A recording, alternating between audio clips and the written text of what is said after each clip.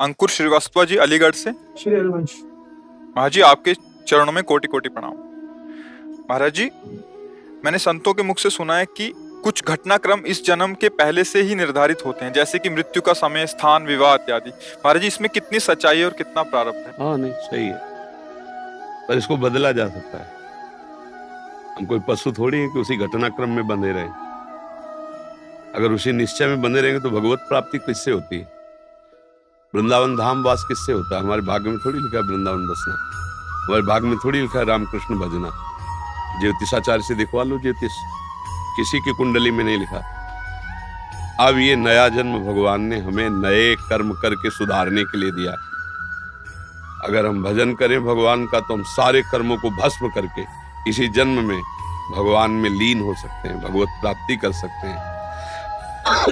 हम चाहे अपने कर्म बिगाड़ कर भूत प्रेत बन सकते हैं, सुअर कुत्ता बन सकते हैं, नरक जा सकते हैं। तो हमारे प्रारब्ध में थोड़ी लिखा सुअर बनोगे। वो तो केवल इतने शरीर का है कि इस हिसाब से तुम्हारी मृत्यु होगी, इस हिसाब से तुम्हें वहां जाना होगा, इस हिसाब से तुम्हें ये भोग मिलेगा, दुख सुख का। आगे के कर्म का नहीं, ये छूट दी गई। नहीं तो मनुष्य और पशु में अंतर क्या रह गया? तो ये तो सत्य है। सुनो भरत भावी प्रबल, बिलख कहो मुनिनाथ, हानि लाभ जीवन मरण, जस अपजस विधिहात। विधि माने ब्रह्मा। जो ब्रह्मा ने लिख दिया छठी राव के अंक, राय घटे न तिल बढ़े, रहुरे जीव निसंग। ये किसके लिए लिखा है? दुख सुख भोग के लिए। अगर दुख सुख भोग के लिए हम लेके बैठ जाते हैं तो हम में और पशु में अंतर नहीं। हम मनुष्य शरीर में भगवान के अंश हैं। हम इस दुख सुख की परंपरा को नष्ट करेंगे, मिटा देंगे इस दुख सुख की परंपरा को, और इसी जन्म में भगवान की प्राप्ति करेंगे। हम अपने नए भाग्य की रचना करेंगे। इसी जन्म में हम कर सकते हैं, सुअर कुत्ता बन के नहीं, अन्य जीव पक्षी बन के नहीं, मनुष्य शरीर बन करके। समझ रहे ना? हाँ, जो चाहो कर सकते हो, भगवान को अधीन कर सकते हो, तो फिर रह क्या गया? सुमिर पवन सुत पावन नामू, अपने बस कर ही राखे रामू। जब भगवान को बस में कर लेता है भक्त, तो फिर और क्या बचा? जो चाहो कर सकते हो, पर चाह गलत करोगे तो फंस जाओगे।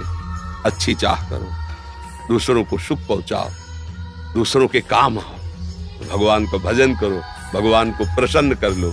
जिसके प्राप्त करने के बाद फिर कुछ प्राप्त करना बाकी नहीं रहता, तो भगवान श्री हरि है। तो ये बात स्वीकार करो। प्रारब्ध हमारा कुछ नहीं बिगाड़ सकता। यदि हमारा वर्तमान का समय भगवान में जा रहा है, प्रारब्ध नहीं बिगाड़ सकता।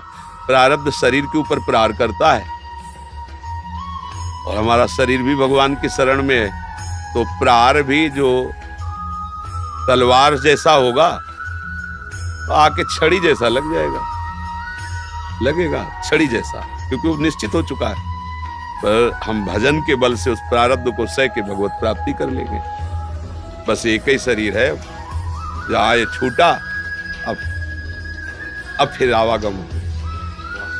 तो बार बार हम इस माँ के गर्भ में जाना, फिर पैदा होना, फिर प्रारब्ध भोग भोगना, ये क्रम चलता रहा है। अब नहीं चलेगा।